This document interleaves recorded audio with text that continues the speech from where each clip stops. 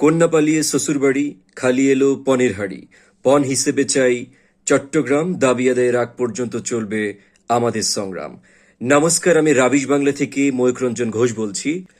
জি, ঠিক এভাবেই পশ্চিমবঙ্গে থেকে শুরু করে ভারতের জাতীয় গণমাধ্যমগুলোতে যেভাবে বাংলাদেশ নিয়ে অপপ্রচার চালানো হচ্ছে এবং ময়ূক রঞ্জন ঘোষের মতো একজন হকার সাংবাদিক সহ বিভিন্ন সাংবাদিক যেভাবে বাংলাদেশ নিয়ে উঠে পড়ে লেগেছে, সেটি অত্যন্ত দুঃখজনক। তারা বিভিন্ন প্রান্ত বাংলাদেশের দখলের একটি দিবাস্বপ্ন দেখছে। এটি অত্যন্ত হাস্যকর ছাড়া আর কিছুই নয়। পশ্চিমবঙ্গের বিজেপির যে নেতা শুভেন্দু অধিকারী, তিনি একবার বলেছিলেন যে বাংলাদেশকে ঢেকে দেওয়ার জন্য ভারতের একদিনের আবর্জনায় যথেষ্ট। তিনি এক অর্থে এটি ভুল বলেননি, কারণ ভারতে এত পরিমাণ জনসংখ্যা, এদের অধিকাংশই এখনো পর্যন্ত স্যানিটেশন সুযোগ সুবিধা পায়নি বা এই সুযোগ সুবিধার আওতার বাহিরে আছে। যার কারণে তারা হচ্ছে বাহিরে পথে ঘাটে মলমূত্র তাদের করতে হয়। এটি তাদের জন্য খুব স্বাভাবিক এবং সাবলীল একটি বিষয়। কাজেই তাদের যে জনসংখ্যা, সেই জনসংখ্যার মলমূত্র দিয়ে বাংলাদেশে ছোটখাটো একটি বন্যা পরিস্থিতি তৈরি করা, এইটি অন্ততপক্ষে অস্বাভাবিক কোনো ঘটনা নয়। আজকে দেখুন, সীমান্তে ভারতের পশ্চিমবঙ্গ, সিলেট, বিভিন্ন প্রান্তে আপনার বাংলাদেশি সীমান্তে ভারতীয় উগ্রপন্থী, ভারতীয় যারা আছে, হিন্দু যারা আছে, তারা অনুপ্রবেশের চেষ্টা করছে। তারা ভুলে গেছে 2001 সালে 18ই এপ্রিল কুড়িগ্রামের বড়াই বাড়িতে বিএসএফ এবং বিজিবির মধ্যে যে রক্তক্ষয়ী সংঘর্ষ ঘটনাটি ঘটেছিল। বিএসএফ অন্যায়ভাবে বাংলাদেশে অনুপ্রবেশের যে চেষ্টা করেছিল, সেই রক্তক্ষয়ী সংঘর্ষে শুধু বাংলাদেশ সীমান্তেই বিএসএফ এর 16টি লাশ পাওয়া গিয়েছে, বিজিবির লাশ পাওয়া গিয়েছে 2টি, এবং বিজিবির তথ্য অনুযায়ী এই বিএসএফ এর লাশের সংখ্যা আরো বেশি হবে। কাজেই বাংলাদেশকে চোখ রাঙানোর কিছু নেই। বাংলাদেশ 71-এর বাংলাদেশ কিন্তু নেই। 71-এ বাংলাদেশের সেনাবাহিনীর সেই সক্ষমতা যেটি ছিল, সেটি এখন আরো বহু গুণে বেড়েছে, বৃদ্ধি পেয়েছে। কাজেই বাংলাদেশকে 71-এর চোখে, শেখ হাসিনার চোখে দেখা ভুলে যেতে হবে। আজকেরই একটি সংবাদ, ভারতে মুরাদাবাদে একটি মুসলিম দম্পতিকে তাদের কেনা ফ্ল্যাট ছাড়া করার জন্য ভারতে উগ্রপন্থী সেখানকার হিন্দুরা বিক্ষোভ এবং আন্দোলন করেছিল এবং অবশেষে তাদেরকে ফ্ল্যাট ছাড়া করতে বাধ্য করেছে। এবং কিছুদিন পরপরই দেখুন, লক্ষ্য করুন, তারা মুসলিম স্থাপনা বা মসজিদের নিচে মন্দির খুঁজে পাওয়ার এক ধরনের তারা আবিষ্কার করেন। এবং কিছুদিন আগেই আমরা উত্তরপ্রদেশে দেখলাম এই ধরনের একটি ঘটনাকে কেন্দ্র করে 4 জন মুসলিমকে গুলি করে হত্যা করা হয়েছিল।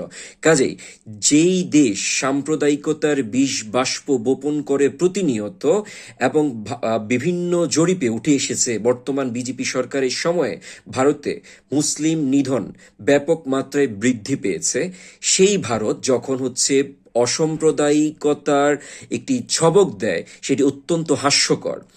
যে বাংলাদেশের বিরুদ্ধে তারা আজকে চোখ রাঙানোর চেষ্টা করে, সেই বিভিন্ন জরিপেই কিন্তু উঠে এসেছে বাংলাদেশে পূর্বের চাইতে বর্তমানে সংখ্যালঘুরা অনেক বেশি নিরাপদে আছে। আজকে লক্ষ্য করুন, ভারত বিভিন্নভাবে চোখ রাঙাচ্ছে। তাদের চোখ রাঙানি কতটুকু, তাদের আস্ফালন কতটুকু কাজে দিচ্ছে, কতটুকু কাজে আসছে। আজকে দেখুন, তাদের হসপিটালগুলোতে বাংলাদেশের রোগীদেরকে সেবা দিবে না বলে একটা প্রচার করেছিল। আজকে তারা সেখানে কান্নাকাটি করছে, ডাক্তাররা সেখানে তারা বাংলাদেশি রোগীদের জন্য বিশেষ ডিসকাউন্টের ব্যবস্থা করছে। ভারতের ব্যবসায়ীরা কান্নাকাটি করছে, তারা মিটিং করছে কিভাবে বাংলাদেশি পর্যটকদেরকে নিয়ে আসা যায়, কিভাবে ভিসা নীতি শিথিল করা যায়। বাংলাদেশি পর্যটক না আসলে তারা না খেয়ে মরছে।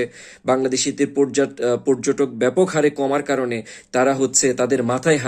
সেই জন্য তারা বিজেপি সরকার থেকে শুরু করে পশ্চিমবঙ্গ সরকার প্রত্যেককে উদ্যত আহ্বান জানাচ্ছে যেন বাংলাদেশি পর্যটকদেরকে আসতে দেয়া হয়।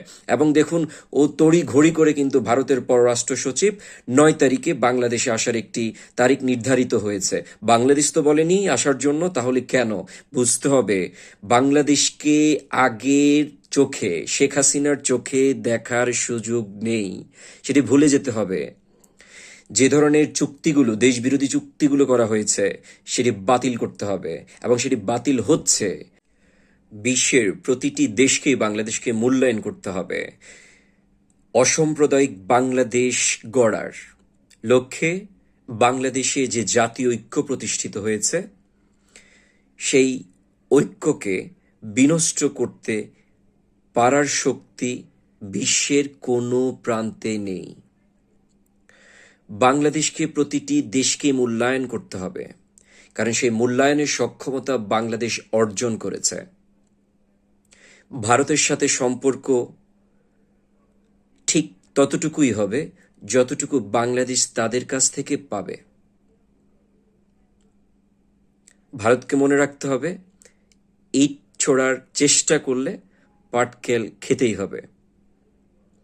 কাজেই বাংলাদেশ নিয়ে অপপ্রচার বন্ধ করুন এবং একই সাথে বিভিন্ন অঞ্চল দখলের যে দিবাস্বপ্ন, সেটি যেন স্বপ্ন দোষে পরিণত না হয়, সেদিকে বিশেষ দৃষ্টি দিবেন এবং একই সাথে 7 সিস্টার্স যাতে বেহাত না হয়ে যায় সেদিকেও বিশেষ দৃষ্টি দিবেন। ধন্যবাদ।